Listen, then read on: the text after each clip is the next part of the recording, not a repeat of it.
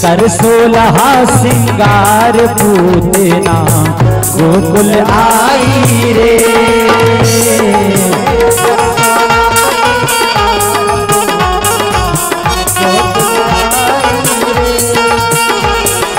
अरे गोकुल आई है, गोकुल है आई, गोकुल में आई है, गोकुल में आई। अरे कर 16 सिंगार पूतना गोकुल आई रे।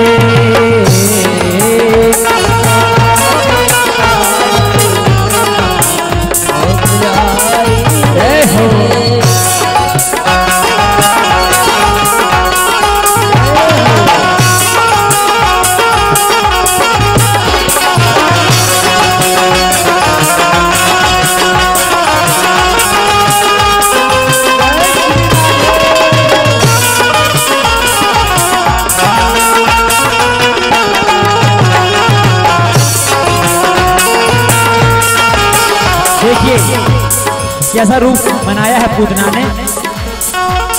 पतली कमरिया खाए हिची कोला, पतली कमरिया खाए हिची कोला। सिर पर टीका कान में झुमका, सिर पर टीका कान में झुमका।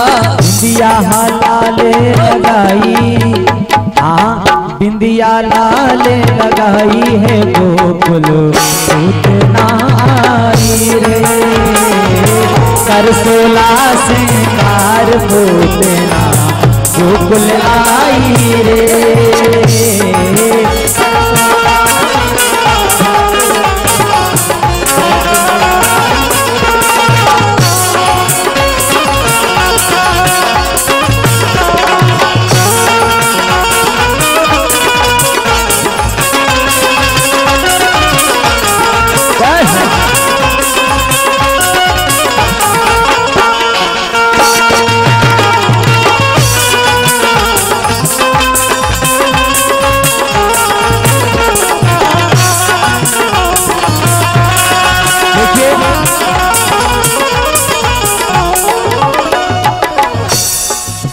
हरे बांस को लयो ढकोला, हरे बांस को लयो ढकोला, हरे बांस को लयो ढकोला। अरे लयो ढकोला, लयो ढकोला, लयो। हरे बांस को लयो ढकोला, उसमें भर लिए खेल खिलौना, उसमें भर लिए खेल खिलौना। धीरे धीरे चलत पूतना, धीरे धीरे चलत पूतना। अरे धीरे धीरे चलत पूतना, धीरे धीरे चलत पूतना। महलन में घुस आई, हाँ महलन में घुस आई पूतना गोकुल में घुस आई। कर 16 सिंगार पूतना गोकुल आई रे।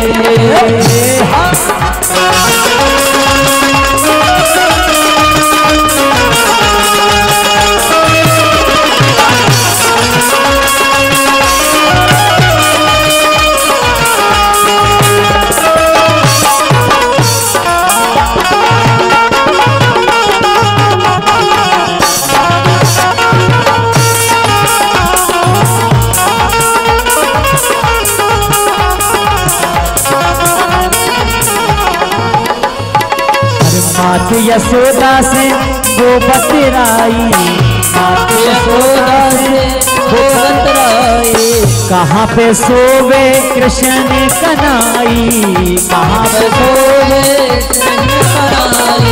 कहाँ पे सोवे हाँ कृष्ण कन्हई, कहाँ पे सोवे कृष्ण कन्हई। गोदी को गोदी में लल्ला को लेकर, गोदी में लल्ला को लेकर, गोदी में ललना को लेकर, गोदी में ललना को लेकर। आई पूतना आई, हाँ आई पूतना आई के गोकुल में घुस आई, करके 16 सिंगार पूतना गोकुल आई रे।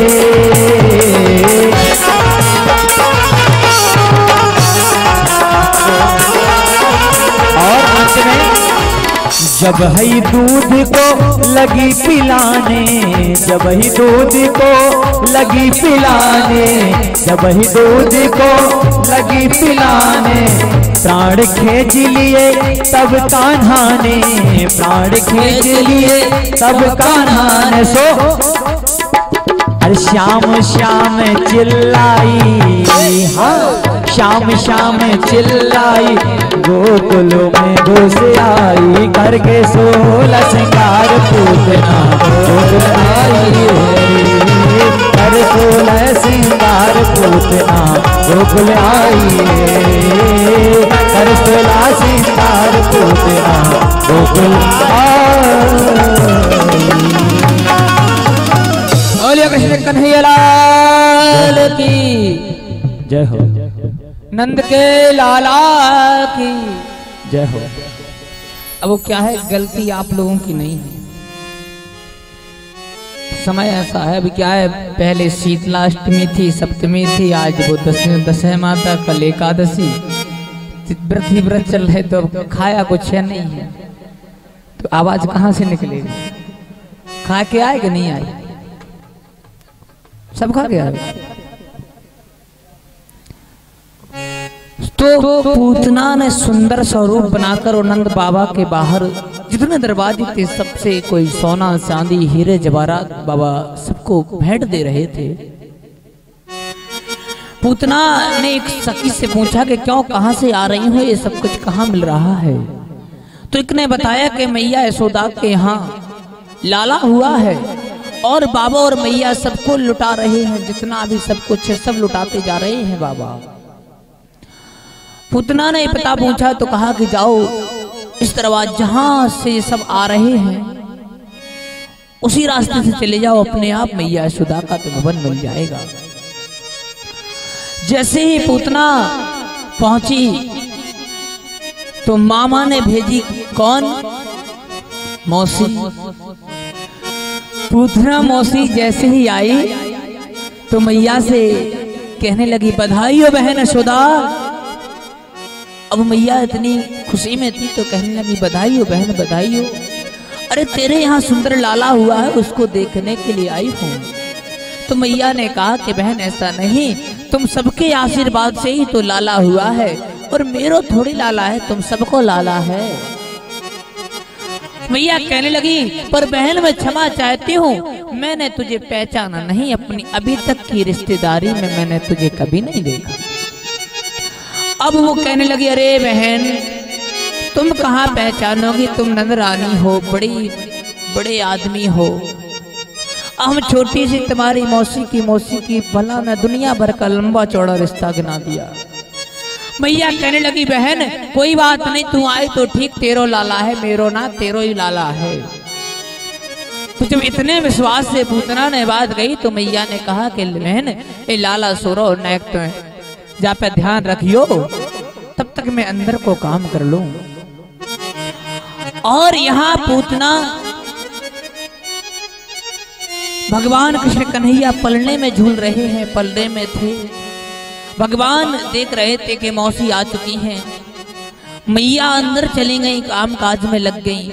तो मौसी ने धीरे से भगवान को उठाया और आकाश मंडल में उड़ गई। भगवान ने दोनों नेत्र बंद कर लिए अपने,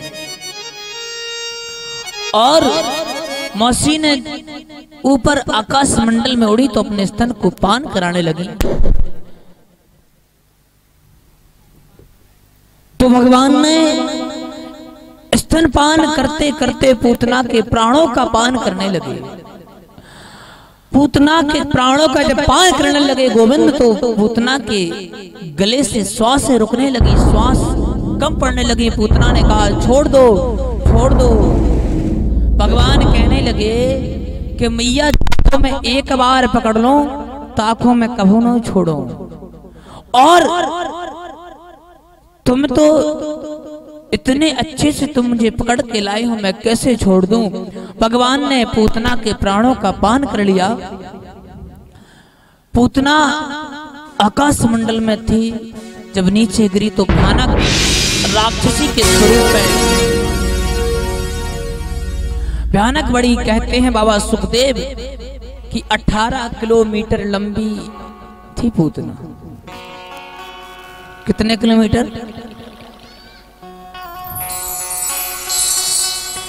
कितने किलोमीटर? हमारे पास एक कंप्लेंट आई कि भैया जहां आप कथा कर रहे हैं महाराज जी, वहां के वो कम पढ़े लिखे लोग हैं शायद। हमने कहा नहीं ऐसा तो नहीं है। बोले कल आप पूछ रहे थे कि 7 पीढ़ी की बात हमने बताई थी, 3 को डिवाइड किया, तो बोले वो ही नहीं बता पा रहे थे कितना होता है। और आज हम बोले 18, तो 18 ही आवाज ही निकल रही मुझसे। इतने तो कम से कम नंदानगर इंदौर की आप लोग की शान हो। आप लोग सबको पता है कि कथा नंदानगर इंदौर में चल रही है, आप शान हो। पूरे इंदौर का बदनाम होगा कि इंदौर में अशिक्षित लोग हैं। आप तो बहुत पढ़े लिखे हो। कितने किलोमीटर थी?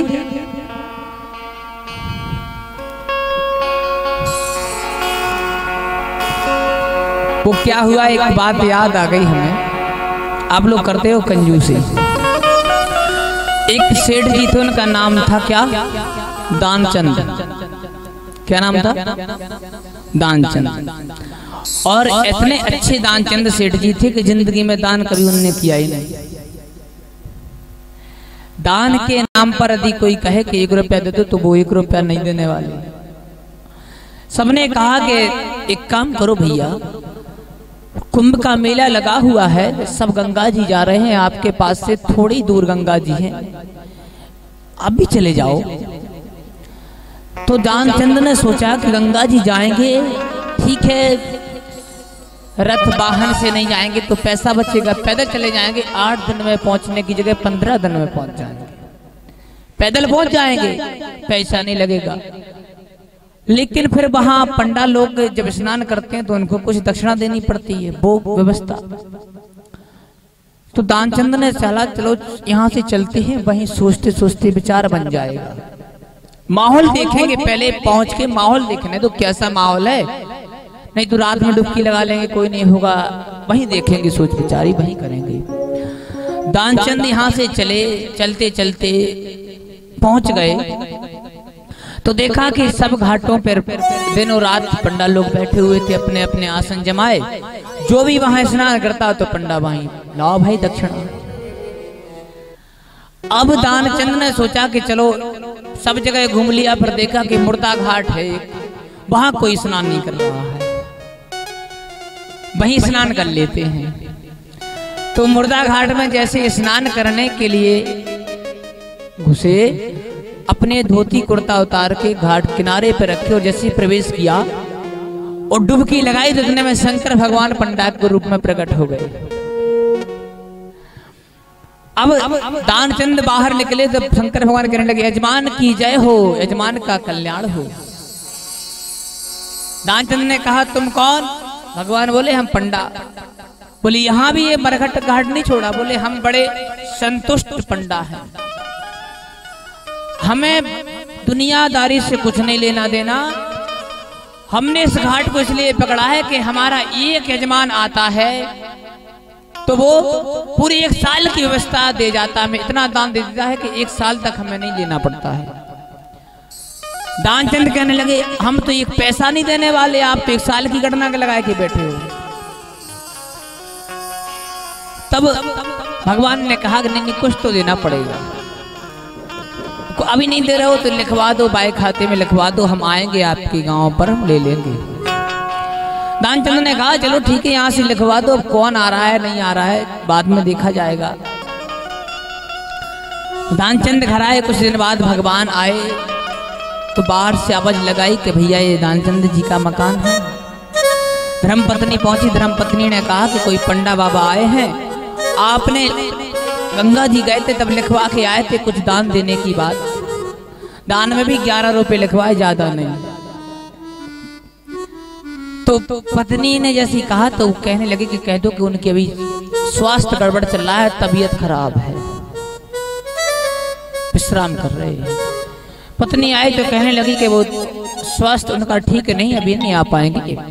भगवान कहने लगे तो बड़ी समस्या है, हमारा यजमान इस अवस्था में है, बीमार है, अस्वस्थ है, तो हमारा एक कर्तव्य है कि उसको स्वस्थ कराएं।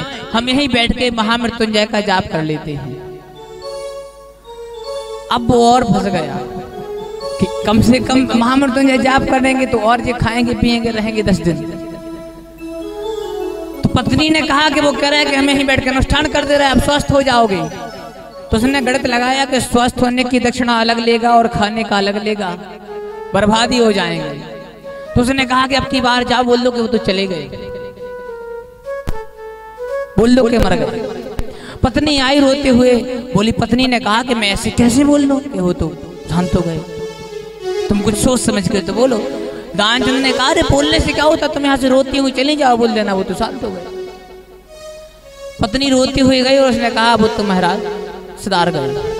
भगवान ने कहा, राम राम, अब तो और नहीं जा सकते हैं, यजमान का ऐसा हो गया है, अब तो हम बिना अंत्येष्टि क्रिया कराए यजमान की नहीं जाएंगे। इतने में पत्नी अंदर, भगवान मोहल्ले में गए, 2-4 लोगों से कहा, भैया वो पड़ोसी वाले दानचंद शांत हो गए हैं, वो शांत हो गए। सब लोगों की वहां भीड़ लग गई। अब जब समय आया ले जाने का तो ले जाने लगे। तो अब पत्नी ने कहा कि उनको नहीं ले जाओ, वो नहीं मरे, अभी वो नहीं मरे। अब पत्नी सही कह रही है कि बिल्कुल नहीं मरे, वो उनको मत ले जाओ, पर सब कह रहे कि नहीं, बहुत मोह है तुम्हारा, बहुत प्रेम है, इसलिए मोह में बात कर रही हो, नहीं कुछ नहीं, वो तो चले गए। अब भी वह मुख नहीं बोला कि भगवान को देख रहा। उसने देखा कि शायद देख ले आँख खोल के। जैसे उसने देखा थोड़ा तो भगवान सामने खड़े उसी रूप में, तो उसने कहा ये तो खड़ा है, चलो भैया चली। अब यात्रा चली, वहां लिटा दिया, फिर भी वो मुख नहीं बोला। जब अग्नि संस्कार देने का समय आया तो भगवान ने कहा कि रुक जाओ 1 मिनट में यजमान से बात कर लेना, एक मंत्र हम कान में फूंक दें, भाई हमारा यजमान है। तो भगवान ने कहा कि बेटा, हम बैकुंठ से भगवान आए हैं, तुम वरदान मांग लो, क्या चाहते हो। तो उसने आंख खोल कर देखा तो सामने वही पंडा। उसने फिर बंद आंख कर ली। भगवान ने कहा कि नहीं नहीं, भगवान है, मांग लो। तो उसने आराम से भगवान से कहा कि अगर देना ही चाहते हो तो वो 11 रुपए छोड़ दो हमारे, और कुछ नहीं चाहिए हमें।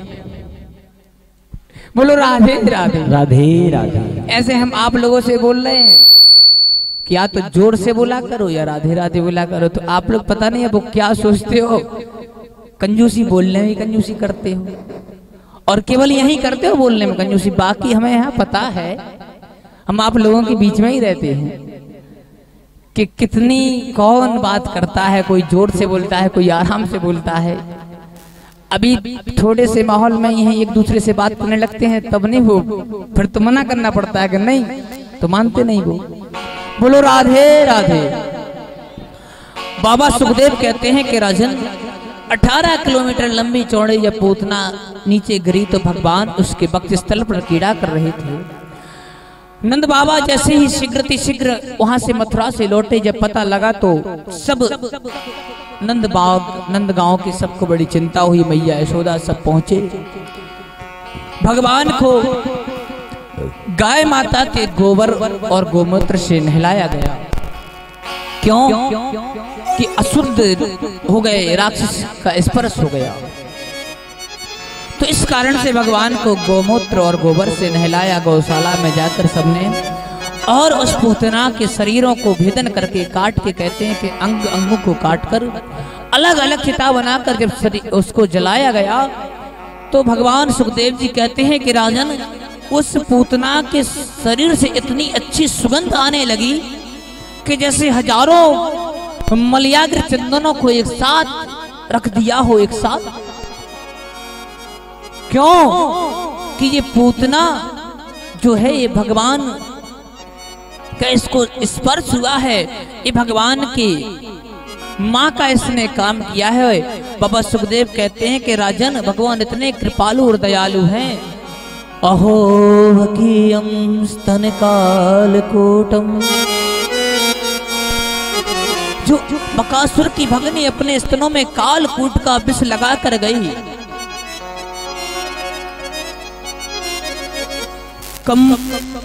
उन भगवान कृष्ण कन्हैया ने उसको भी अपने माँ की गति दे दी। क्यों कि माँ केवल स्तनपान माँ कराती है, तो आज इस पूतना ने भी कराया तो माँ की गति दे दी। दूसरी बात, एक बात और यहाँ निकलती है, कहते हैं कि भगवान ने अपने दोनों नेत्र बंद क्यों कर लिए, तो कहते हैं कि एक बात तो भगवान कहने लगे कि देखो, जब मैं राम अवतार में आया तब भी पहले मैंने राक्षसी को मारा। किसको मारा? कौन सी राक्षसी? कौन सी? रावण की चाची ताड़का। क्यों ताड़का को मारा? और यहाँ पूतना को। दूसरी बात कहते हैं संत महात्मा कि भगवान के नेत्र जो हैं, चंद्रमा और सूरज दोनों नेत्र हैं, तो मानो दोनों चंद्रमा और सूरज भी बंद हो गए, नेत्र बंद अपने आप कि ऐसी अभाग्नि को मैं देखना नहीं चाहता जो भगवान को अपने स्तनों में कालकूट का विष लगा कर आई हो पिलाने। चंद्र और सूरज दोनों बंद हो गए। इस प्रकार से भगवान ने पूतना का उद्धार किया। बोले कृष्ण कन्हैया लाल की जय हो। इतने दयालु और कृपालु भगवान हैं कि कोई एक बार उनकी शरणागति ले ले तो भगवान उसको भी अपने से अलग नहीं करते, क्योंकि भगवान कहते हैं सन्मुख होए जीव मोह जबहि, सन्मुख होए जीव मोह जबहि, जन्म कोटि अगे नाश ही तबाही, सन्मुख होए जीव मोह जबहि, जन्म कोटि अगे नाश ही तबाही, सन्मुख होए जीव मोह जबहि, जन्म कोटि अगे नाश ही तबाही। भगवान कहते हैं कि केवल एक बार जीव मेरे सामने आ जाए, सन्मुख हो जीव मोह जबहि, जन्म कोट अगनाश तवहि, उनके मैं करोड़ों जन्मों के पापों को नाश कर देता हूँ। केवल एक बार कहाँ आ जाए? मेरे सन्मुख आ जाए।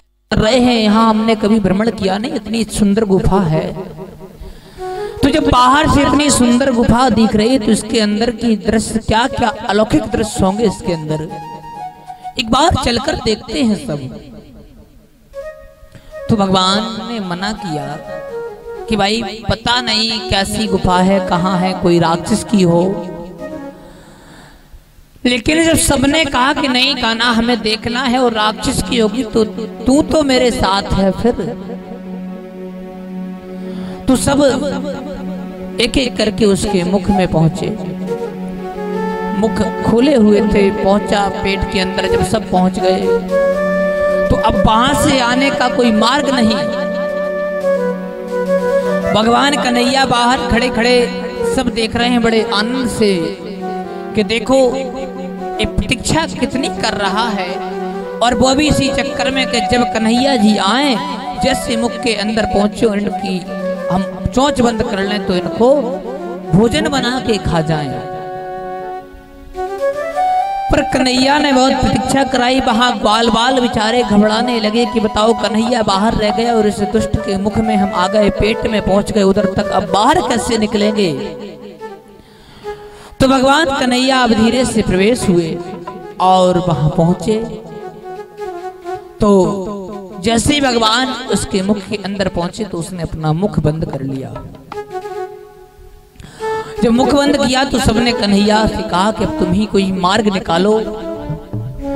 तो भगवान ने एक जोर से मुक्का मारा और उसका पेट चीर देते हैं, उधर को फाड़ देते हैं, उधर के द्वारा सबको बाहर निकाले।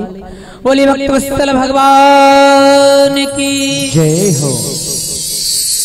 इसके बाद भगवान ने अघासुर का वध किया, जो अजगर के रूप में आया था, उसका ही भगवान ने उद्धार किया। अब एक दिन सब सखाओं के साथ भगवान अब थोड़े और बड़े हुए तो अब भगवान को बड़ी ड्यूटी मिल गई। क्या? अभी तक बछड़े चराने जा रहे थे छोटे छोटे, अब गायों की ड्यूटी मिल गई कि ठीक है तुम गाय भी संभाल सकते हो। ट्रेनिंग में पास हो गए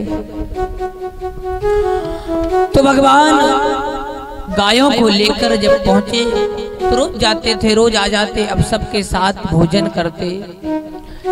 एक दिन भगवान ने कहा कि देखो हमारी मैया अकेली है और सुबह भोजन हमारे यहाँ बन नहीं पाता है, मैया अकेली है, 9 लाख हमारे यहाँ गाय है, सबकी मैया को सेवा करनी पड़ती है, उनका दूध निकालना पड़ता है, मंथन करना पड़ता है, माखन बनाना पड़ता है, और मेरी मैया एक तो बूढ़ी है और अकेली है, इतना काम काज उससे नहीं होता है।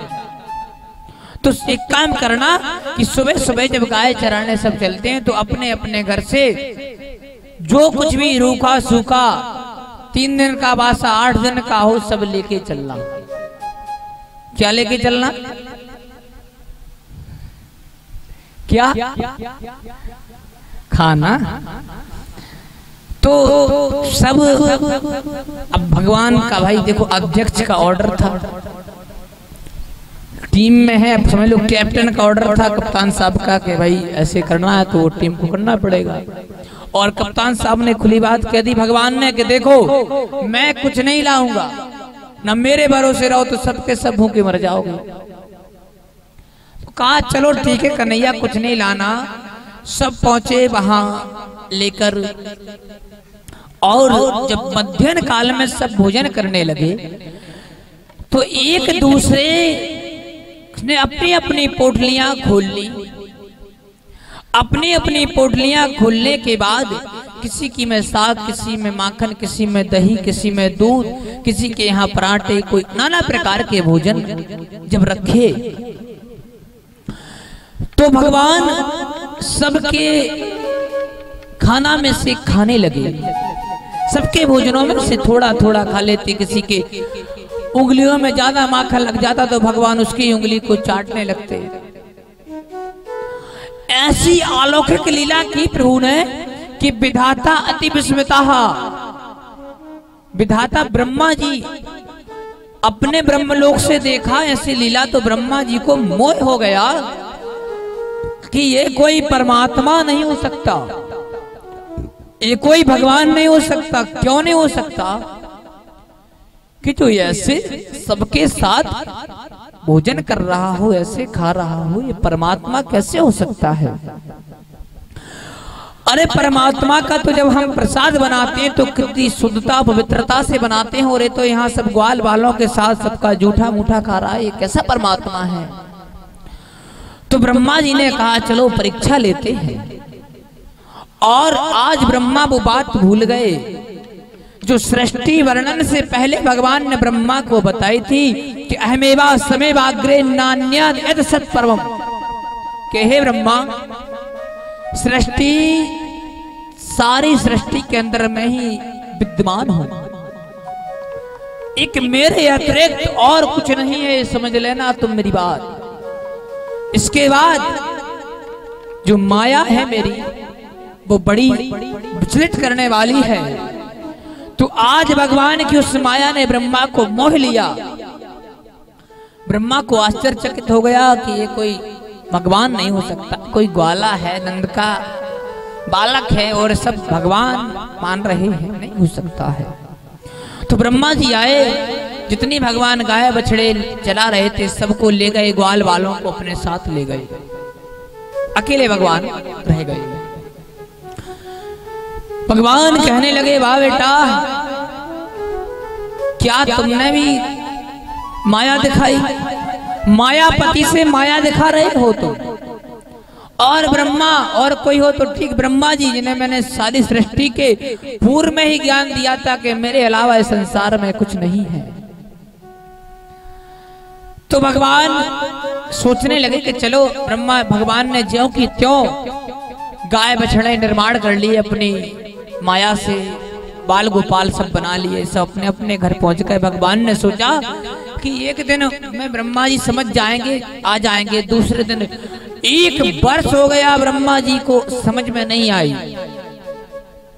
भगवान को क्रोध आया कि ब्रह्मा को अब समझाना पड़ेगा। तो ब्रह्मा जी एक बार ब्रह्मलोक से बाहर थे। भगवान ब्रह्मा जी का रूप बनाकर चतुर्मुख और बड़ी सफेद लंबी दाढ़ी बाल, और ब्रह्मलोक में पहुंचे। द्वारपाल खड़े हुए थे। द्वारपालों से कह दिया, जरा सावधान, मैं तो हूं असली ओरिजिनल ब्रह्मा। कौन ब्रह्मा? ओरिजिनल। ओरिजिनल बोलते हैं, कुछ और बोलते हैं। और एक और दूसरे नकली ब्रह्मा। नकली को क्या बोलते हैं? क्या है, मैं इंग्लिश नहीं पढ़ा ना। डुप्लीकेट। अच्छा। तो जो दूसरे डुप्लीकेट नकली ब्रह्मा आएंगे, उनके लिए आने मत देना, क्योंकि बहुत से ब्रह्मा घूम रहे हैं। तो भगवान नारायण ब्रह्मा का रूप बनाकर ब्रह्मलोक में अंदर पहुंच गए। ब्रह्मा जी की आसन पर बैठ गए। बढ़िया पहुंचे। अब ब्रह्मा जी का समय हुआ, तो ब्रह्मा जी जैसे ही अंदर आने लगे तो द्वारपालों ने रोका, सावधान। तो ब्रह्मा जी ने नीचे करा दे। ये भगवान की जो शरणागत रहते हैं, उनकी भगवान रक्षा करते हैं। और जो भगवान को अपने को भगवान से बड़ा समझने लगते हैं कि मैं भगवान से बड़ा हूं, मेरे यहाँ बहुत पैसा है, मुझे कोई कुछ नहीं करा सकता, भगवान उनका इलाज बहुत अच्छे से करते हैं।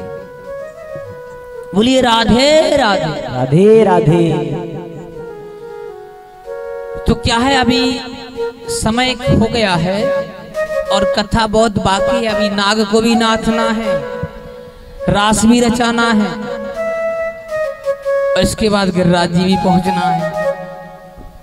अब आप लोगों से हमने कल बोला था, क्या बोला था कल, बताओ।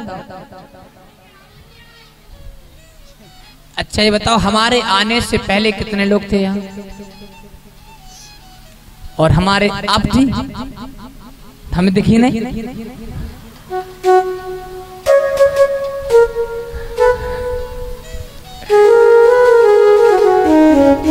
ऐसा नहीं है कि हम दृष्टि न रहती हो, कौन कहाँ बैठ रहा है, कहाँ जा रहा है, कब उठ रहा है, कब आ रहा है, सब भगवान ने इतनी आंखें दे दी कि इन 2 आंखों से सब आंखों को देख लेते हैं कि कौन कहाँ बैठा है। अब क्षमा चाहते हैं, हमने नहीं देख पाया होगा, आप होगी, कोई बात नहीं। तो भगवान की माया कब किसको क्या बना दे। इसके बाद जब भगवान ब्रह्मा जी वापसी पहुंचे, भगवान ने स्तुति की। ब्रह्मा जी ने भगवान की, भगवान अपने सखाओं को, ग्वाल बालों को, गायों को लेकर आए, सब रहने लगे। तो एक दिन एक धैन का सुरदैत्र था, उसके बलदाऊ के द्वारा भगवान ने उसका उद्धार करवा दिया, उसको मरवा दिया। और अब चलते हैं कालीदह की ओर। तो यमुना के जल में एक कालिया नाग आकर प्रवेश कर गया, वहां रहने लगा।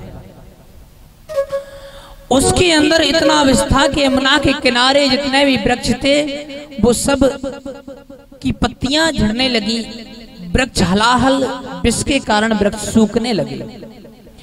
जितनी गाय यमुना का पान करते वो सब गाय मृत हो जाती। तो सबके लिए अपार चिंता होने लगी कि बताओ अब यहां भी नहीं रह पा रहे हम सुख से। तो सब बात कर रहे थे कि भैया वृंदावन को भी छोड़ के कहीं और चला जाए, क्योंकि जब हमारी गाय नहीं रहेंगी तो फिर हम कैसे रोजी रोटी करेंगे, क्यों गाय से दूध निकलता है, उससे मक्खन मिश्री जो मक्खन बनता है उसके द्वारा ही तुम्हारा परिवार का पालन पोषण होता है। तो भगवान कृष्ण कन्हैया बैठे सुन रहे थे। भगवान ने कहा कि देखो कहीं जाने की कोई जरूरत नहीं, और काली या वो नाग आया है, इतना बड़ा कुछ चिंता करने की बात नहीं है। उसका इलाज हमारे पास है, उसकी दवाई हमारे पास है, वो चला जाएगा। पर भगवान की बात पर कम लोगों को विश्वास क्यों, कि सब जानते थे कि तो नंद का लाला है। भगवान स्वयं ही चाहते थे कि हमें ये वात्सल्य प्रेम पुत्र की भांति प्रेम करें। यदि सब जान जाएंगे कि परमात्मा है तो प्रेम का मजा नहीं आएगा, वो आनंद प्रेम में फिर मजा नहीं आएगा।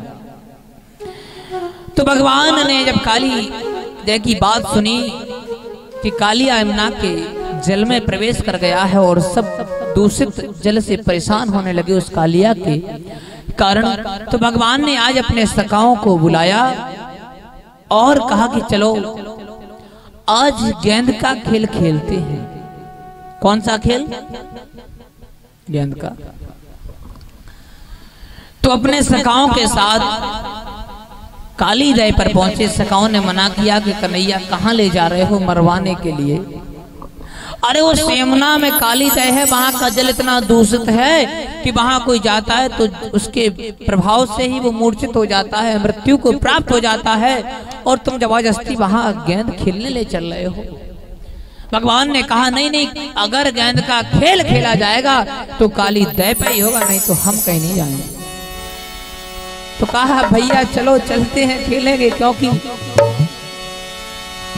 हो काली देह पे खेलन आए गयो रे, 1200 कन्हैया काली देह पे खेलन आयो रे, मेरो 1200 कन्हैया काली देह बल खेलन आयो रे, 1200 कन्हैया खेलन आयो रे, मेरो 1200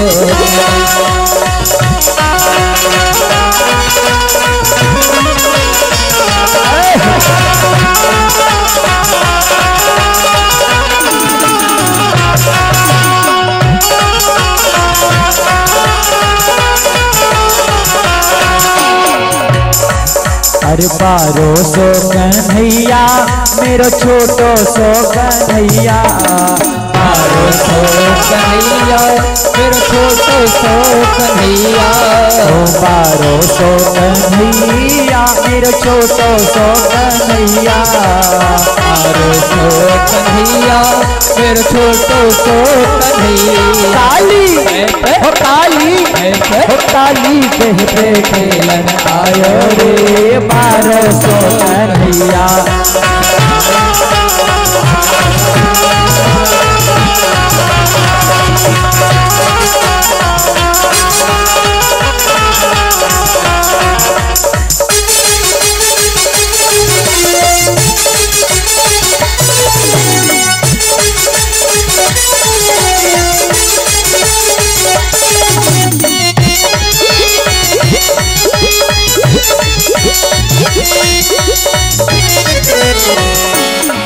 अरे काहे की पट गेंद बनाई, काहे की पट गेंद बनाई, काहे की पट गेंद बनाई, काहे की पट गेंद बनाई, काहे को नल्ला लायो रे, मेरो 1200 कन्हैया।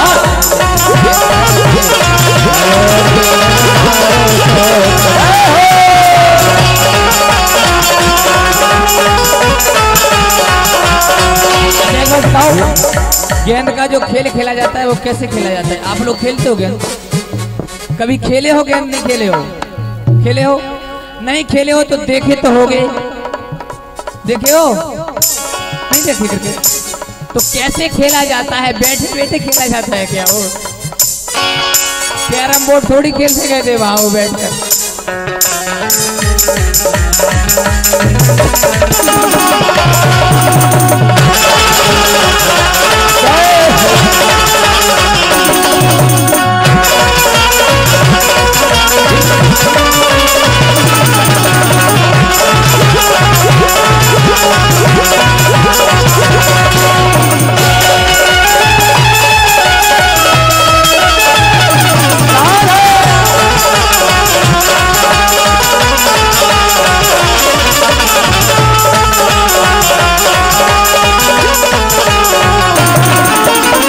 रेशम की पट गेंद बनाई, रेशम की पट गेंद बनाई, रेशम की पट गेंद बनाई, रेशम की पट गेंद बनाई। चंदन को लाओ रे मेरो 1200 कन्हैया, हर घर पर खिलन आयो रे मेरो 1200 कन्हैया।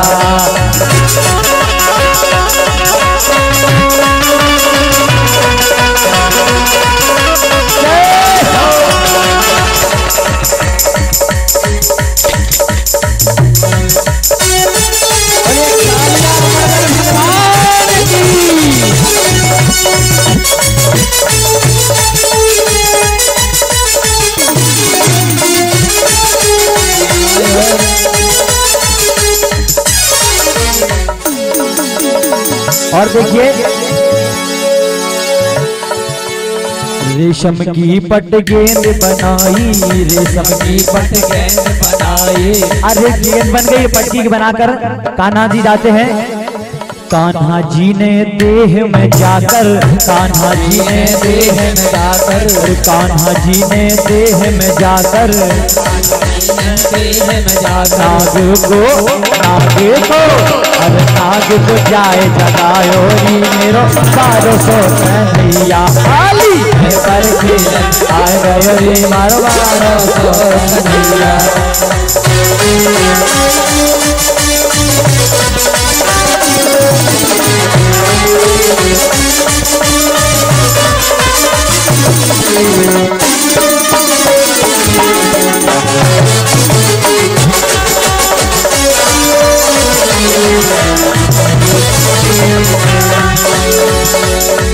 अरे नाथ नाग रेती में डारो, नाग नाथ रेती में डारो, नाग नाथ रेती में डारो, नाग नाथ रेती में डारो। फन पे हाँ फन पे, अरे फन पे, अरे फन पे, अरे फन पे गेंद बजायो रे मेरो 1200 कन्हैया, ताली पर खेलन आयो रे मेरो 1200 कन्हैया।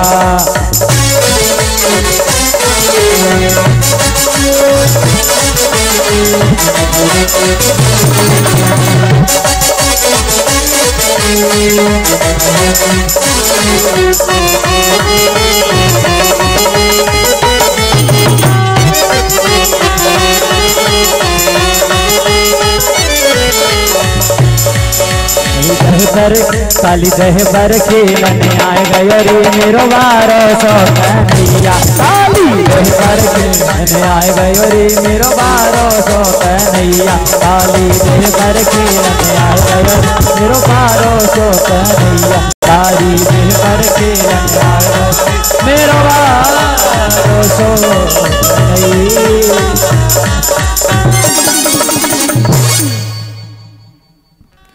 बोले विकेट कीपर हो, वहां विकेट स्टंप लगे हो, तो भगवान एक दूसरे की ओर गेंद को फेंक रहे थे। कभी ग्वाल सखा भगवान की ओर गेंद मारते गए भगवान, और खेल खेल में ही भगवान ने गेंद को लिया और काली दह में फेंक दी।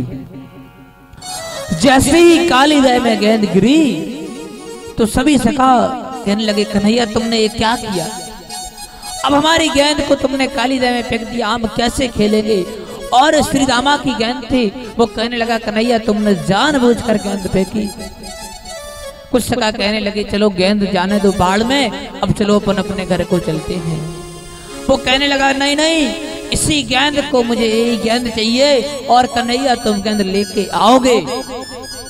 भगवान कहने लगे भैया क्या मेरे प्राण तुम्हें प्यारे नहीं लगते, वहां काली दह नाग बैठा है वो कालिया, अरे वाह कैसे खाएं हम।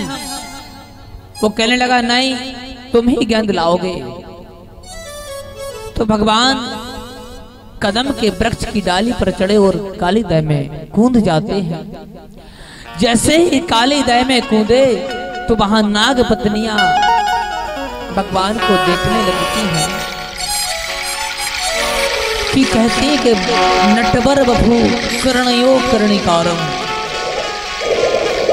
एक नटखट की तरह नटखट छोटा सा बालक कर्णयो कर्णिकारम घुंघराले केस और अलौकिक छवि भगवान की, उस छवि को देखकर वो नाग पत्नियां कहती हैं कि ये बालक कहाँ से कोई मार्ग भटक गया होगा, किसी ने इसे यमुना में फेंक दिया होगा, जिसके जल से प्रभाव के कारण यह आ गया।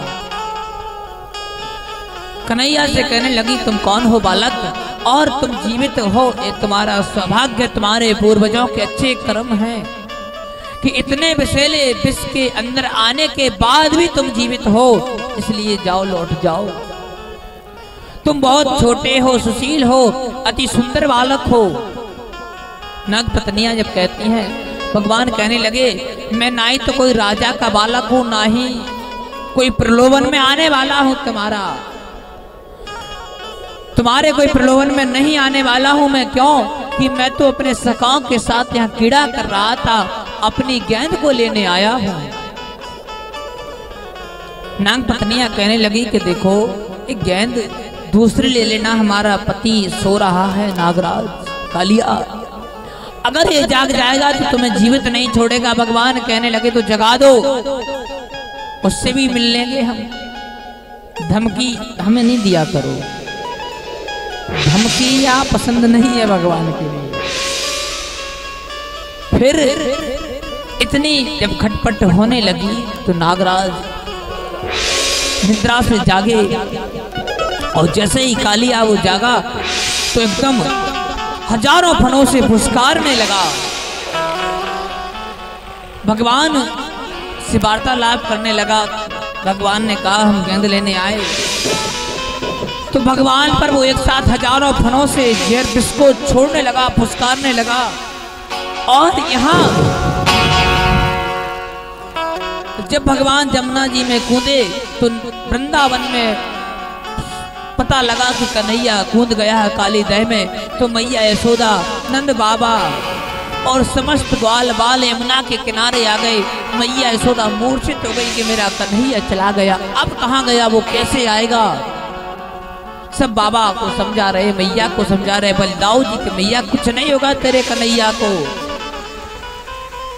मैया यमुना में कूदने के लिए तैयार कि मैं तो मेरे कन्हैया के साथ ही कूद जाऊंगी, प्राणों को त्याग दूंगी, क्योंकि कान्हा के बिन नहीं रह सकती मैं। सबने समझाया और वहां अंदर भगवान काली जैसे युद्ध करने लगे कालिया से। भगवान ने कभी उसकी पूंछ को खूब मड़ोरा, खूब भगवान ने उसको मारने लगे, वो फनों से प्रहार करता हुआ। अंत तो गत्वा भगवान ने उसके चरणों पर, उसके मस्तक पर अपने चरण पटक दिए और अपने चरणों से उसके मस्तक को कुचलने लगे, फनों को। आज वैसे तो कहते हैं कि भगवान के चरण बड़े कोमल हैं। कितने कोमल हैं कि कमल से कोमल कमला।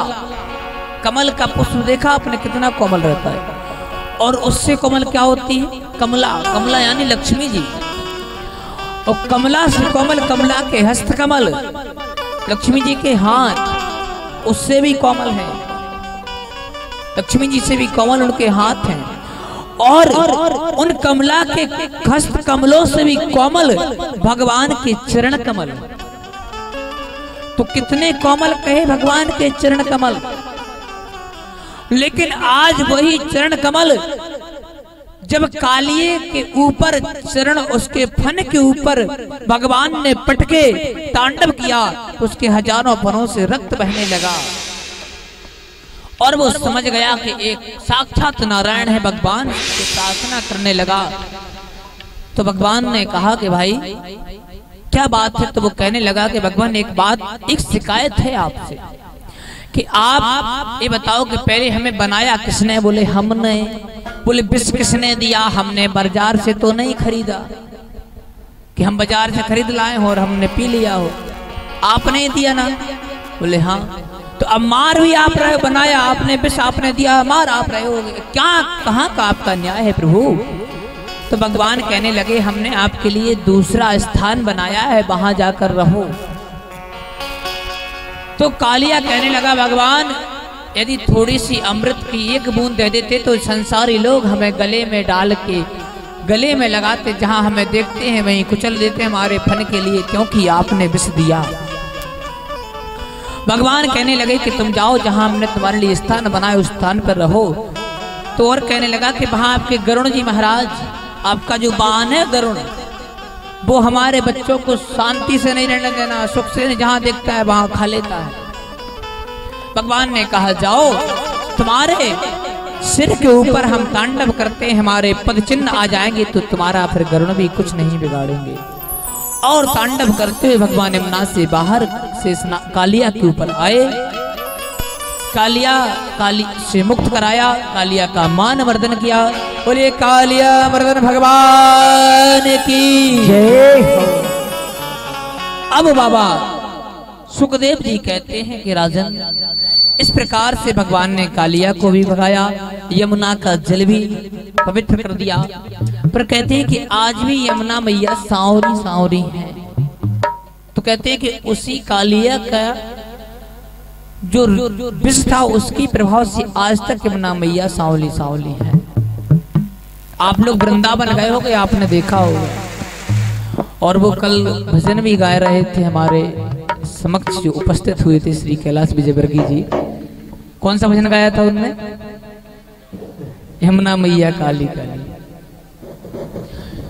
तो आज भी यमुना मैया में प्रभाव दिखता है उसका। इसके बाद भगवान सुखदेव जी कहते हैं कि राजन, भगवान ने एक बार बंसी बजाई। वैसे तो भगवान मुरली बजाते हैं, पर एक बार वर्षा ऋतु का जब समय आया, समस्त ब्रजमंडल में हरा भरा पूरा ब्रजमंडल था।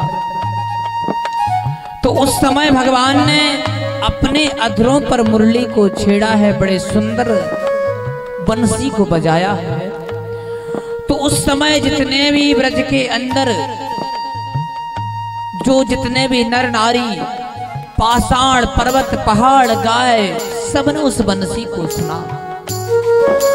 और उस बंसी के प्रभाव से सब इतने द्रवित हो गए कि अपनी अपनी परंपराएं, अपने अपने कार्यों को भूल गए। क्यों कि यमुना मैया जो कलकल बहती हैं वो स्थिर हो गई, उनमें बहना धारा बंद हो गई।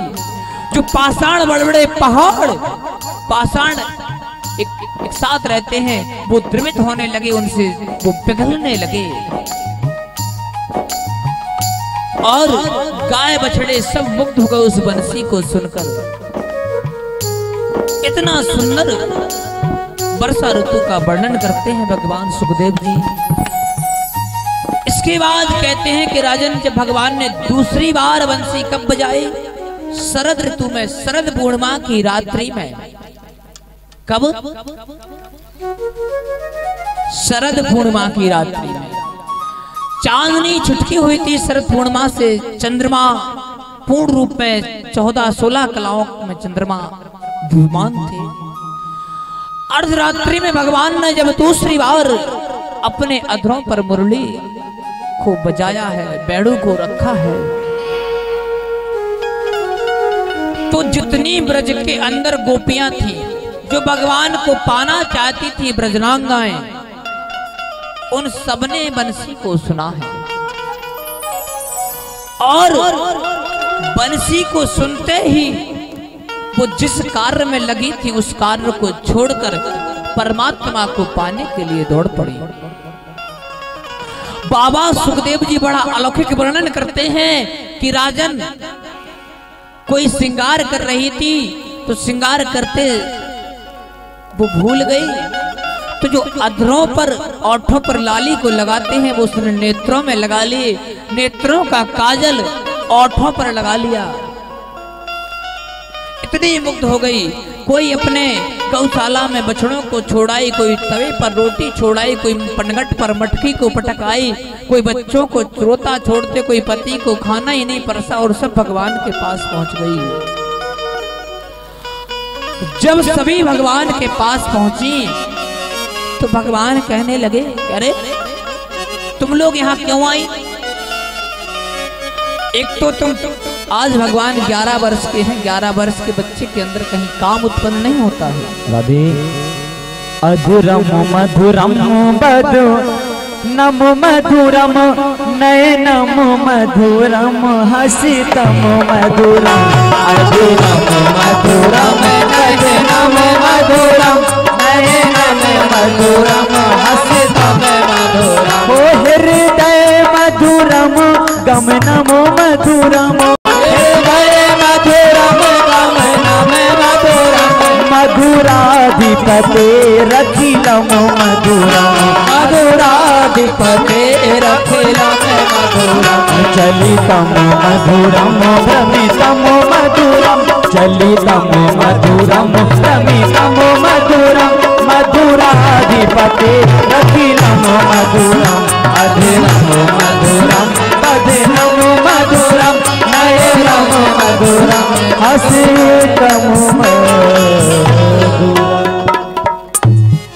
भगवान कहने लगे कि तुम लोगों को शर्म नहीं आई इतनी अर्धरात्रि में? एक तो तुम पन से आए, तुम्हें कभी शेर सियार शिकार का डर नहीं लगा? कोई जानवर तुम्हें ग्रास बना लेता तो क्या होता तुम्हारा? दूसरी बात, अर्धरात्रि में तुम पर पुरुष के यहाँ आई हो। भगवान 11 वर्ष के हैं फिर भी बात कर रहे हैं। काम 11 वर्ष के बच्चे के अंदर काम उत्पन्न नहीं होता, फिर भी आज भगवान कामदेव को चुनौती दे रहे हैं, क्योंकि कामदेव को बड़ा घमंड है कि हम अच्छे अच्छे मुनिंद्र योगेंद्र को भ्रमित कर देते हैं। आज योगी राज कृष्ण को भी भगवान ने समझ लो कामदेव से आज आक्रमण का न्योता दिया कि तुमसे मेरा युद्ध है, आज तुम युद्ध में परास्त करूंगा मैं तुम्हें, देखो। तो मुरली को बजाया तो गोपियों से कहने लगे तुम इतनी रात्रि में अर्धरात्रि में पर पुरुष के यहाँ आई, तुम्हें शर्म नहीं लगी? लोग लाज की तो शर्म करते कम से कम तुम, दुनिया वाले क्या कहेंगे? कहते हैं कि 10 श्लोकों में भगवान ने गोपियों को समझाया तो 11 श्लोकों में भगवान को गोपियों ने समझा दिया। क्या कहने लगी गोपियां? कह रहे एक तो तुम मुरली बजा रहे हो, दूसरी बात हमें ये उपदेश दे रहे हो, और किसका पति, कौन सा पति, क्या पति? इस शरीर के सारे नाते हैं, पति पत्नी पुत्र पिता ये सब शरीर के नाते हैं, इस आत्मा का कोई नाता नहीं है, कोई रिश्ता नहीं है। शरीर हमारा नातों में बंधा हुआ है, हमारी आत्मा नहीं।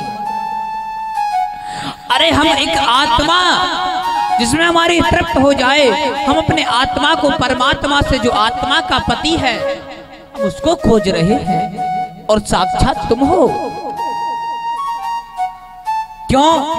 अभी तक हम जिन नातों में बंधे हुए हैं वो नाते कौन से, आत्मा के हैं या शरीर के हैं? बताएं आप लोग, काय के हैं नाते वो?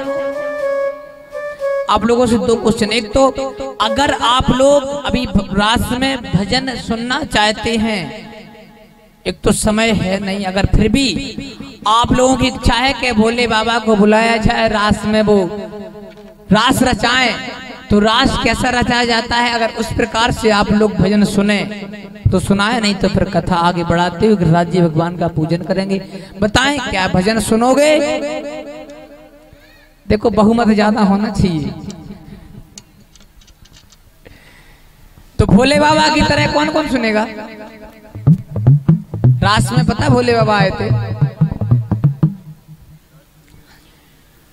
तो भगवान ने जब गोपियों के अंदर वो प्रेम देखा और वो त्याग देखा, अब कई लोग तो कह रहे होंगे कहाँ भजन में बिता दिया, अरे जल्दी करते जल्दी घर जाते।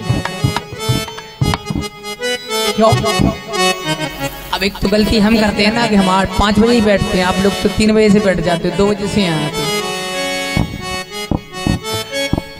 तो उसके बाद भगवान समझ गए कि इनका अटूट प्रेम है और ये केवल परमात्मा को पाना चाहती है, तो सभी के साथ भगवान रास रचाने लगे।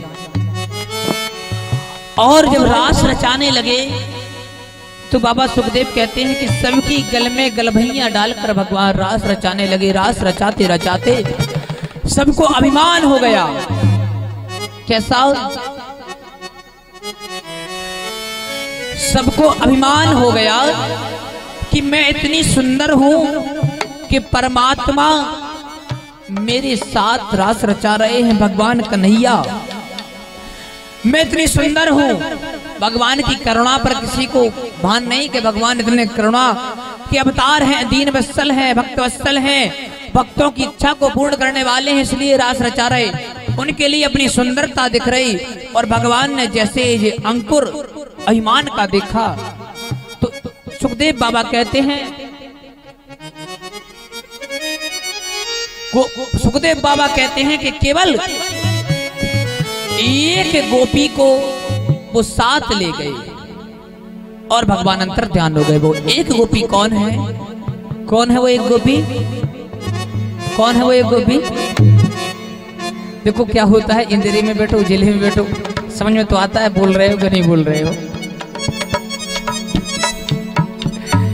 तो एक गोपी श्री राधा रानी है। क्यों कि बाबा सुखदेव राधा जी का नाम नहीं ले रहे हैं?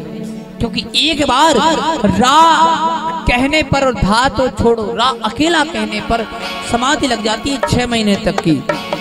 और यहाँ बैठे हैं 7 दिन के लिए कथा सुनने इस परीक्षित जी। तो सुखदेव बाबा कहते हैं कि एक गोपी को भगवान साथ ले गए। जब सभी गोपियां व्याकुल होने लगी श्री राधा रानी से, भगवान राधा रानी कहने लगी कि कन्हैया थक गए हम। तो भगवान ने कहा एक काम करो, कंधे पर बैठ जाओ। जैसे ही कंधे पर बैठने के लिए राधा रानी हुई तो भगवान वहां से भी अंतर्ध्यान हो गए। अब अकेली किशोरी जी भी वहां छोड़ गए भगवान। सभी सखियां ढूंढती ढूंढती राधा के पास पहुंची और सब एक साथ भगवान को पुकारने लगी। बड़ा सुंदर गोपी गीत गाया है सखियों ने भगवान को पाने के लिए। हम सब 2 श्लोकों को गुनगुनाते हैं, इसके बाद रास की ओर चलते हैं।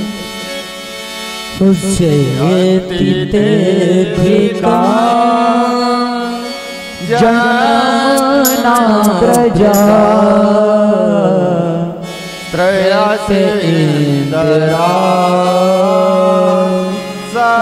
सस्वरात दयते दृष्टा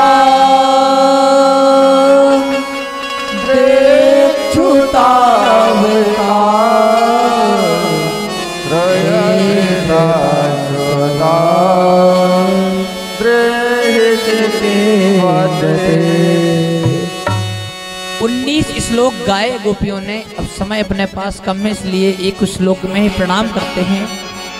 गोपियों ने कहा कि जयति तेदिकम जनमना व्रजा श्रुत इंद्रा सस्वदत्र ही, कि जय जय जय हो उस ब्रजभूमि की जहां कन्हैया ने वास किया। क्यों?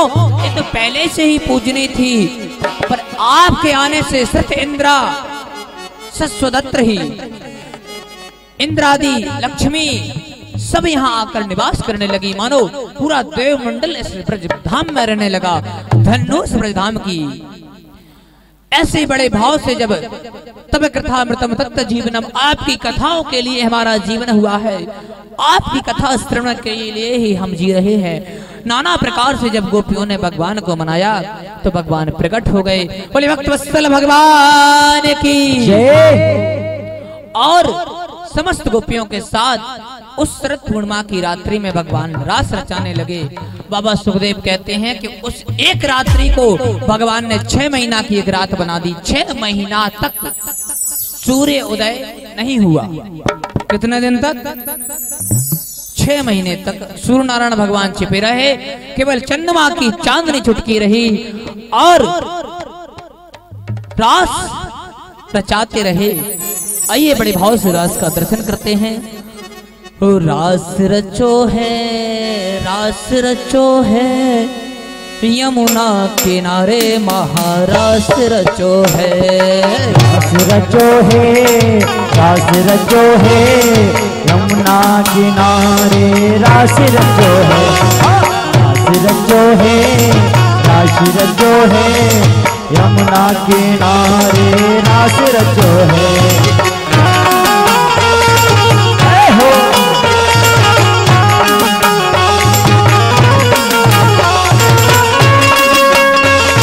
दोनों हाथ में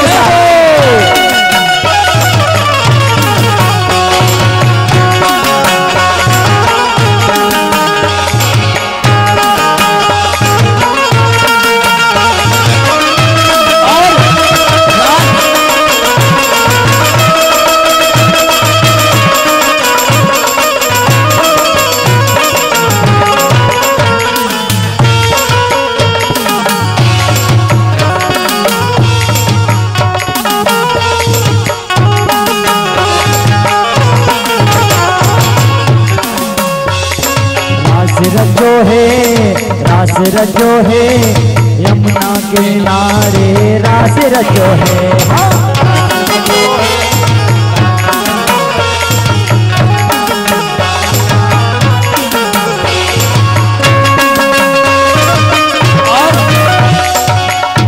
यमुना के किनारे पर रास रचा है। रास कैसा रचा है कि सभी देवी देवता भी वहां गोपियों का वेश बनाकर पहुंचे। पार्वती जी भी जाने की तैयारी में थी। भोले बाबा ने पूछा कि देवी कहाँ?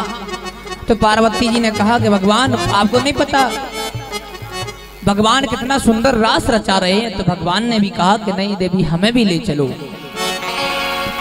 तो भोले बाबा भी रास में पहुंचते हैं बड़े भाव से दर्शन करते हुए। बिना भोले भंडारी बन के ब्रज की नार गोकुल में आ गए हैं, गोकुल में आ गए हैं। बिना भोले भंडारी बन के ब्रज की नार गोकुल में आ गए हैं, गोकुल में आ गए हैं।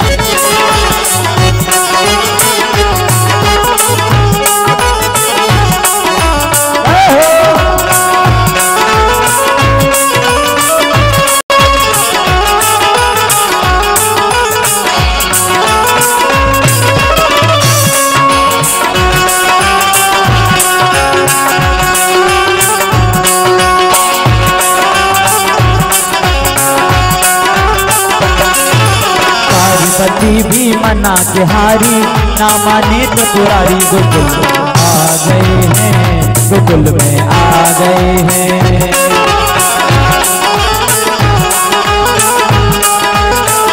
वृंदावन आ गए हैं, वृंदावन आ गए हैं। जय हो।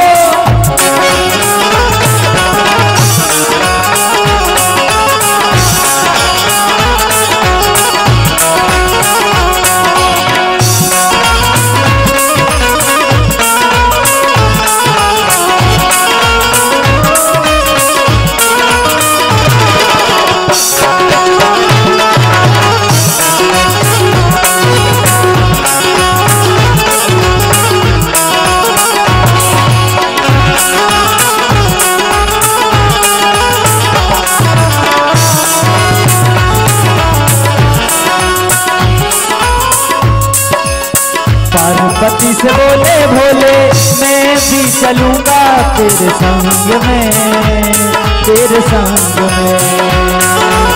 पार्वती से बोले भोले मैं भी चलूंगा तेरे संग में, तेरे संग में।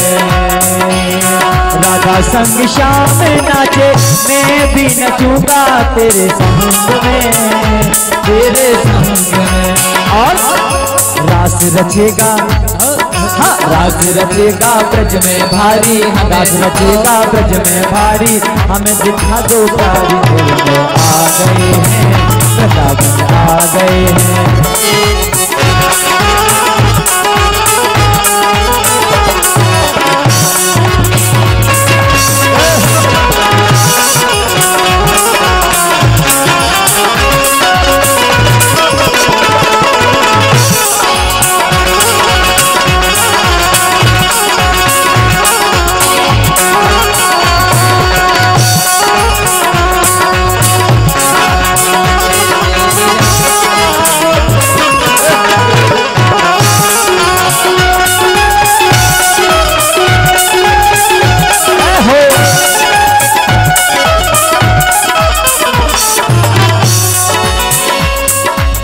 कहती है ओ मेरे भोले स्वामी कैसे ले जाऊं अपने संग में, अपने संग में। भोले स्वामी कैसे ले जाऊं अपने संग में, श्याम के सिवा वहाँ पुरुष न जाए उस रास में, उस रास में।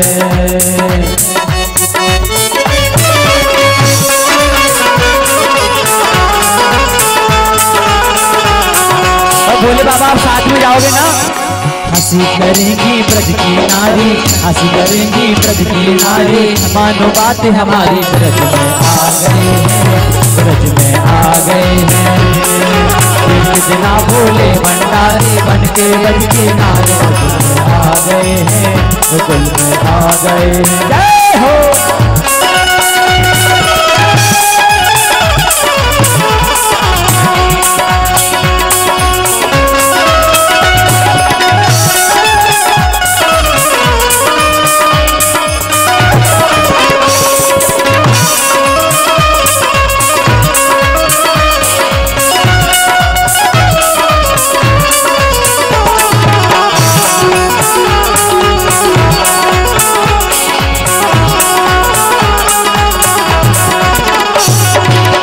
जना भोले भंडारी बन के ब्रज की नारी, गोकुल में आ गए हैं, गोकुल में आ गए हैं। जना भोले भंडारी बन के ब्रज की नारी, गोकुल में आ गए हैं, गोकुल में आ गए हैं। पार्वती भी मना बिहारी ना माने त्रिपुरारी, गोकुल में आ गए हैं, गोकुल में आ गए हैं, गोकुल में आ गए। भोले मेरे भोले भोले।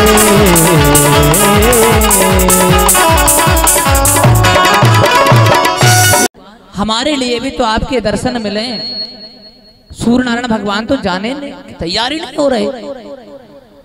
तो फिर भगवान ने कहा कि तुम प्रतीक्षा करो, मैं तुम्हें 6 महीने तक दर्शन दूंगा।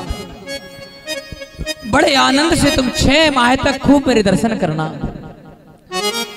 तो उसी के वरदान के अनुसार, उस वरदान के अनुसार आज भगवान ने चंद्रमा को 6 महीने तक रोक के रखा। 6 महीने की एक रात बना दी और बहुत ही सुंदर भगवान ने रास रचाया। इसके बाद अब चलते हैं भगवान की ओर, कथा की ओर, क्योंकि अभी गिरिराज जी पर्वत भी पहुंचना है। सुंदर से भगवान ने चीर हरण की लीला की। सब गोपियां जमुना में अपने वस्त्रों को बाहर रख देती थी और प्रवेश हो जाती थी स्नान करने के लिए। तो भगवान एक दिन कदम के वृक्ष पर उन सब के चीरों को चुरा कर ले गए और रख दिया, बैठ गए ऊपर। जब वो सब गोपियां आई, इधर उधर देखा तो कहने लगी कि हमारे वस्त्र कहाँ गए, कौन ले गया हमारे वस्त्र। तो भगवान से कहने लगी कि बने कन्हैया हमारे वस्त्र दे दो। तो भगवान ने कहा कि जैसे प्रवेश होती जल के अंदर ऐसे बाहर आ जाओ। तो वो कहने लगे कि जब जल के अंदर हम प्रवेश हुए थे तो अभी कोई नहीं था यहाँ, अब तुम हो। तो भगवान ने कहा कि देखो ये मर्यादा होती है, इस प्रकार से स्नान नहीं करना चाहिए। उस समय भी यमुना मैया थी, भगवान वरुण देवता थे, सब थे। जल की एक मर्यादा होती है, ऐसे स्नान गोपियों को समझाया। भगवान ने आज सुंदर चीर हरण की लीला की। इसके बाद चलते हैं भगवान गिरिराज जी की ओर।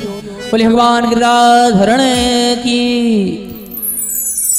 मैया से मेरा निवेदन है कि बस 20 मिनट और आपके लेंगे हम। अनमोल, आपके पास समय बहुत कम है, अनमोल समय है आप लोगों का। 20 मिनट और हमारे ऊपर कृपा कर दो।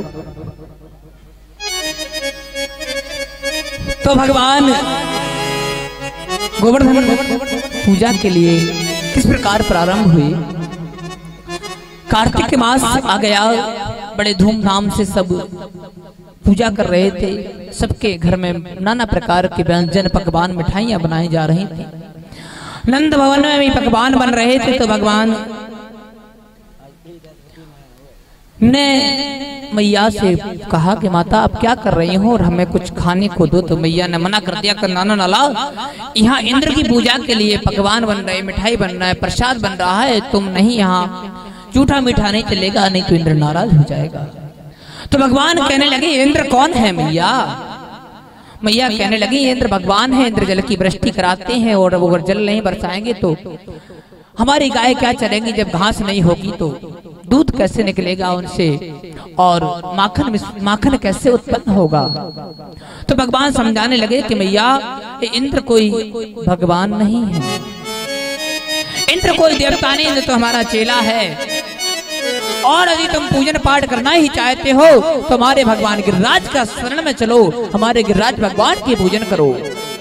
क्यों कि जिस गिरिराज पर्वत पर हमारी गाय चरने जाती हैं, जहाँ नाना प्रकार की घासों को वो सेवन करते हैं, उन घासों के द्वारा ही तो दूध संचार होता है, तो गिरिराज की पूजन करें।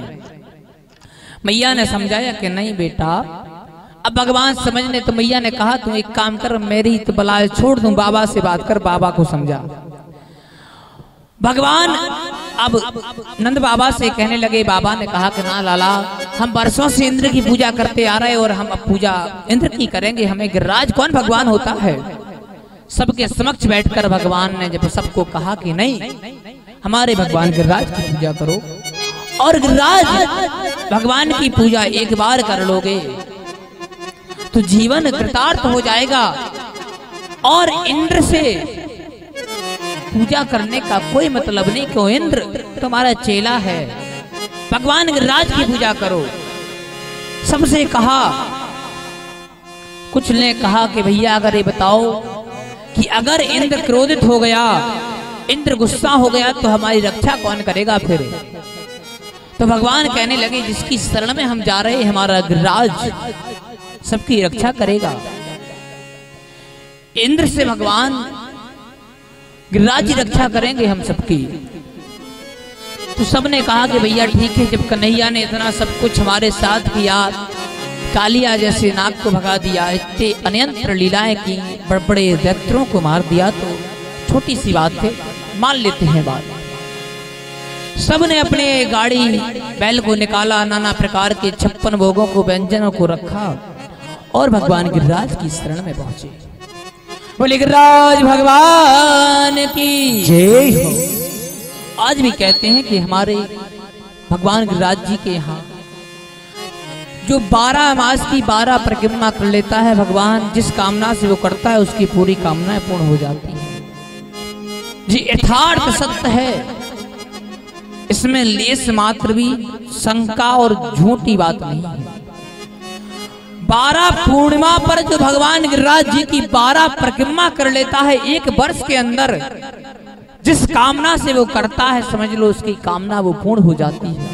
ऐसी कोई कामना नहीं, ऐसा कोई फल नहीं, ऐसा कोई साधन नहीं जो भगवान गिरिराज से बड़ा हो, जिसको भगवान गिरिराज प्राप्त ना करा दें आप लोगों को। बोलो राधे राधे। राधे राधे बोल रहे हैं, बड़ी ताकत से आ गई, अब लग रहा है कि जल्दी घर जाने वाले हैं सब। तो भगवान गिरिराज जी की शरण में सब पहुंचे, नाना प्रकार की थालों को रखा, पूजन करने लगे।